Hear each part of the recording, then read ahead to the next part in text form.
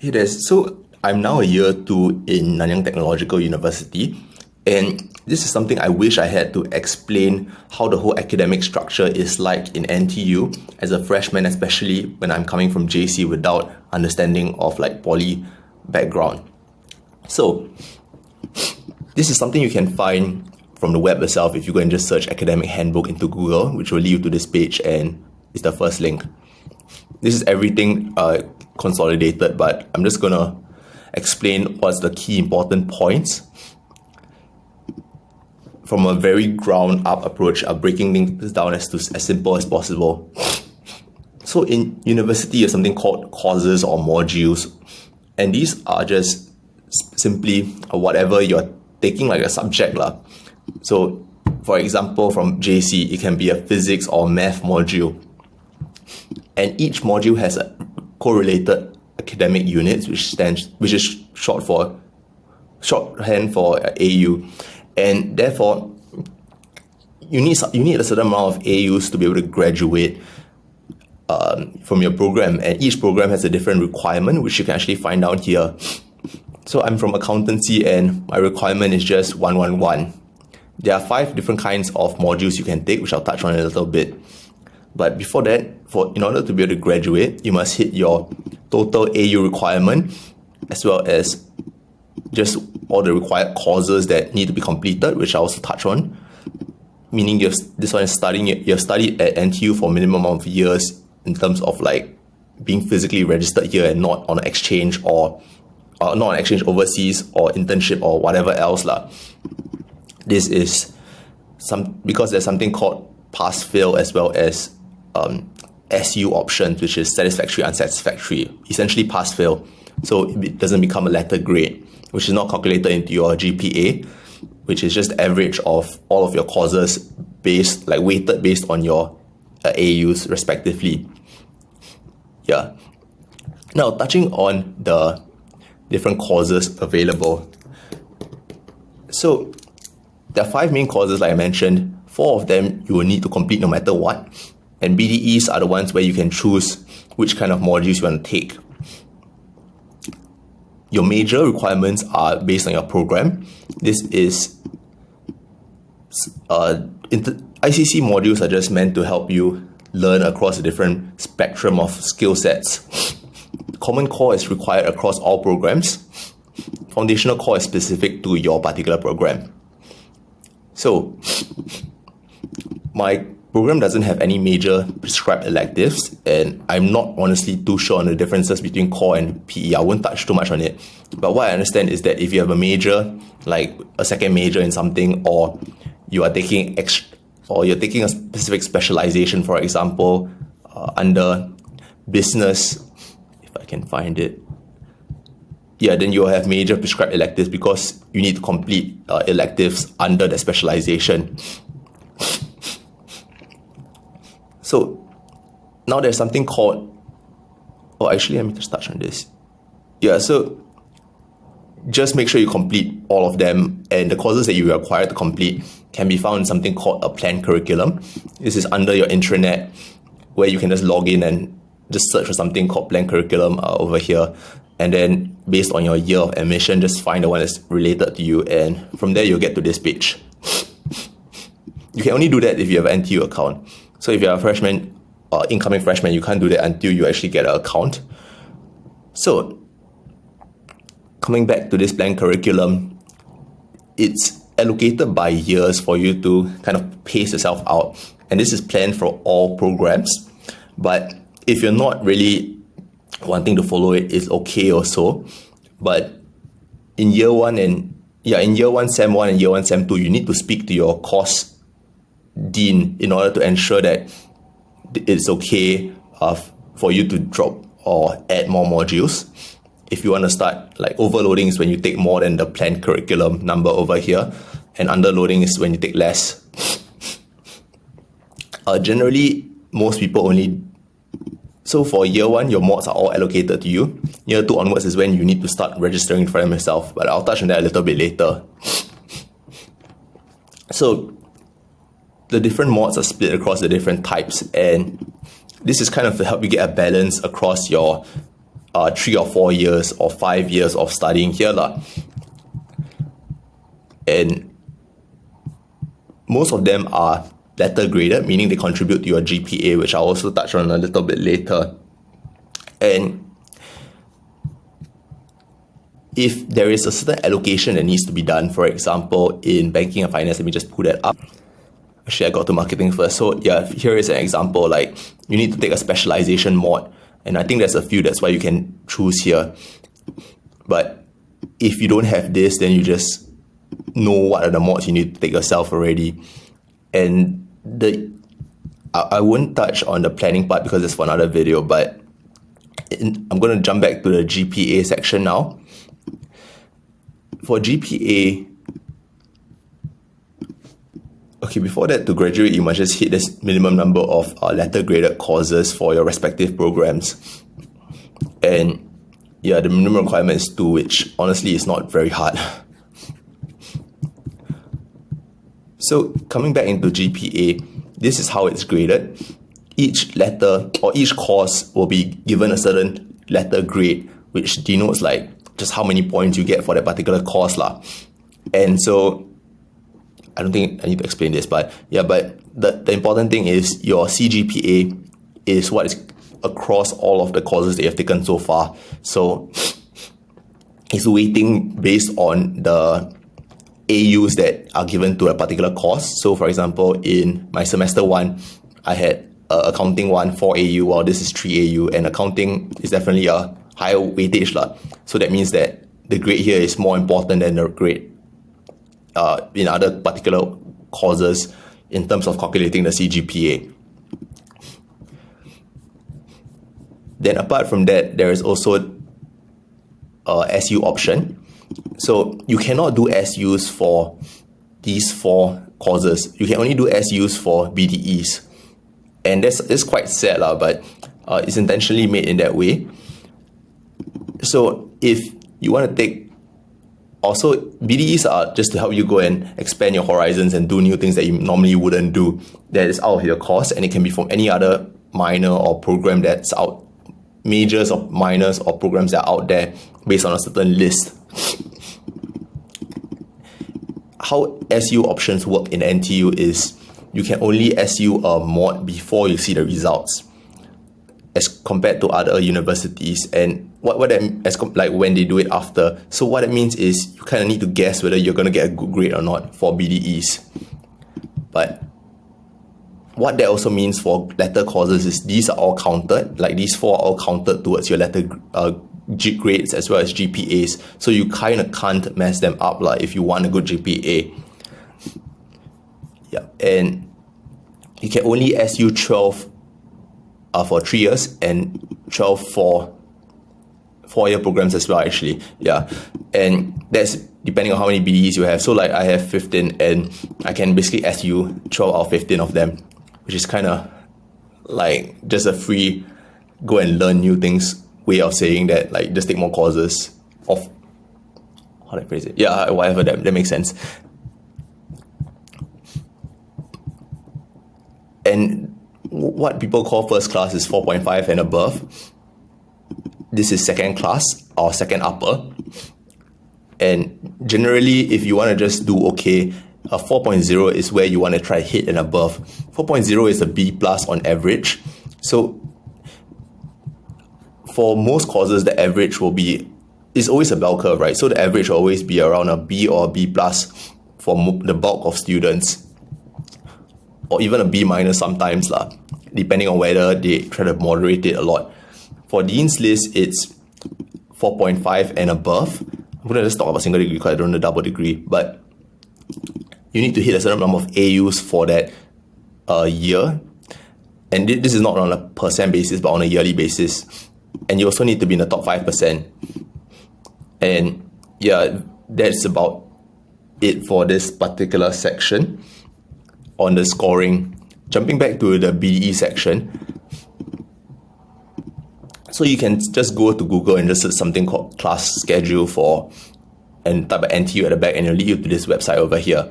These are all the BDEs that are like offered to students right now is like the correct year as well as the header. And then you can just slowly go and enter and see which one is suitable or piques your interest lah. No. Sorry, I made a mistake. It's not a class schedule, but it's content of classes. But it's essentially the same thing. You just scroll all the way down to the bottom when it says here. And then, just load in the content and see whether it suits your interest. But you also need to take note of what is available to and what is not available to. For example, if you're taking a course that directly is exclusive compared with this particular course, it means you cannot take it lah. Or certain programs have prerequisites, especially the more complex ones, like I believe it was, this is one. So where they require some basic level of math and physics.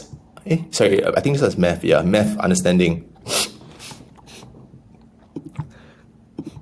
So the next part I want to touch on is the course registration, because I looked at the videos and they are quite outdated actually, based on the past nomenclature, which is like unrestricted electives as well as GREs, which I don't even know what it stands for.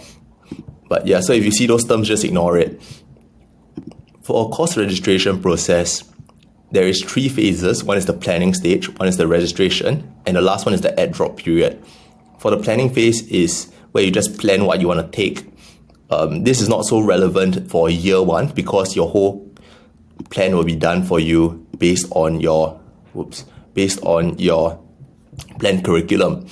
So this is only when you enter your year 2 onwards, which is when you need to start planning for your modules yourself, and you can have flexibility in changing different modules across different semesters, so long as by the end of your candidature, you have completed all the modules that's required.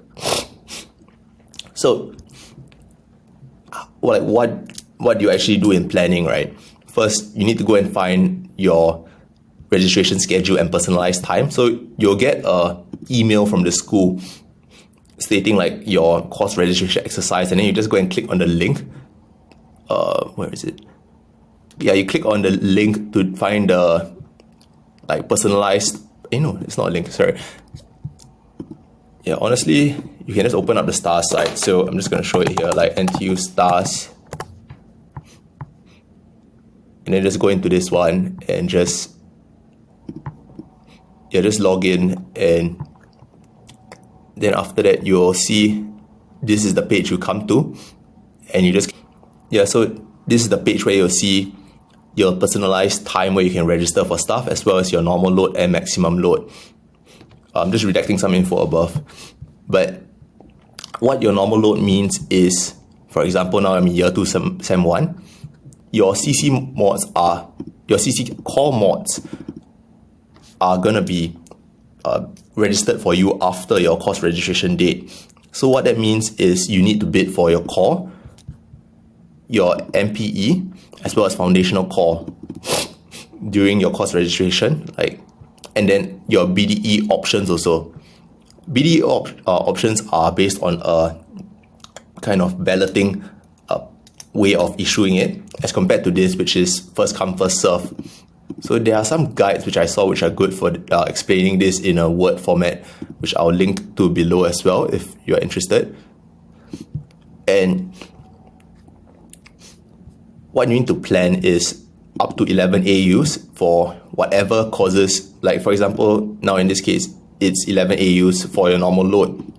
You just need to go and plan up to 11, and the system doesn't allow you to input more than 11.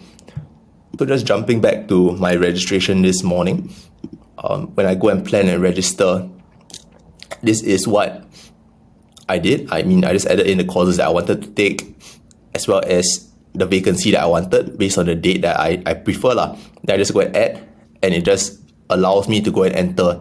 Just now it's not my registration time, so I can't do it. But this is the screen you will come to, and it'll say successfully added. This is when I try overloading. So if you try to go beyond your normal load, for example, I put here 12, it doesn't allow me to overload. Some things to take note of are to ensure that there is no clashes. For example, in the exam schedule and the timing of the course itself. If there is a clash, it doesn't allow you to go and select the courses and register. So that is a little bit jumping into registration phase, but how do you actually go and look at BDEs, right? And because or maybe before that, how do you actually go and look at your core and MPEs? It's the way I do it is I just take this and I just Google the particular course code and see whether there's a course outline, so I know which kind of mods I will take first, as well as searching Reddit. Like, just put a Reddit at the end of your keyword search to find whether there is any reviews on the course. Like, if you know it's going to be hard and you want the semester to be easy, just don't put it in this semester. I think it's just that simple. BDEs, the full list you can see is over here, and these are all the BDEs that you can option for. So just click one by one and slowly scroll through lah. It's not the cleanest way. The cleanest way I found is to go and use this, because there is a much more detailed course description that this particular one-liner may not be able to capture. But this one over here is valuable in terms of, if you go and click it, you can see which course timings there are and whether it's actually available or not. And these are the courses where you can apply your SU options. Yeah, I think that is about it for this section also on planning and registration, like the theory of it. So the practical of it, what do I do for planning, right? I have a, oh my god. So for my planning phase, I just have a Excel sheet, a Google sheet rather, with all my courses that I need to do mapped out, as well as just BDE options and the different fulfillment criteria that I need to hit to ensure that I'm on track. And this helps me allow myself to not get lost and know that, hey, I'm actually having completed it. Yeah, and just ignore this number. I was trying some stuff, but that is how I ensure that I have everything, as well as just throw all the possible BDEs I want into a kind of tab, and I just try to rationalize whether I want to take it or not. I've looked through everything, and I mean, for you, you can just look through whichever kind of discipline is more of interest to you, and that is sufficient, really. Yeah, so after you do that, you enter the course code into here of the courses that you want to take. You just go and click plan and registration, ensure that, hey, they actually can match, meaning there is no overlaps or whatever. So for example, a plan 2 that I was thinking of is this. And this is a great plan because it doesn't overlap and it allows me to have like breaks and stuff. So that is how you should go about structuring your plan. Just make sure that, one, there is no clashes in schedules, both exam as well as the index and timetabling. But two is also that you don't exceed your allowed load. Because if you exceed your allowed load, you just cannot register. It's that simple. So if you want to overload from year 2 onwards, this is where you can do it under the add drop period. And the add drop period is when you can add courses that you might want still, but were not able to go and get in the first registration period. This runs from 10:30, I believe, every day. I could be wrong. 10:30 a.m. to 10 p.m. Based on the period that will be shared with you for the respective allocation time frame. And you just go in here, same thing, scroll down. If you want to add stuff, go and add and then register. Or if you want to change, go in here and just click change and then just change index. So there's multiple ways to change. One is if there is already a vacancy, you can go and change index and then just I believe there's a drop-down list to go and select your options. But you can also go and swap index with someone. For example, if you know that someone else has your course and they're willing to swap the exact like mutual swap for the time slot, then yes, that will work also. But you just need their matrix number as well as password to do it. So obviously just going to change your password after.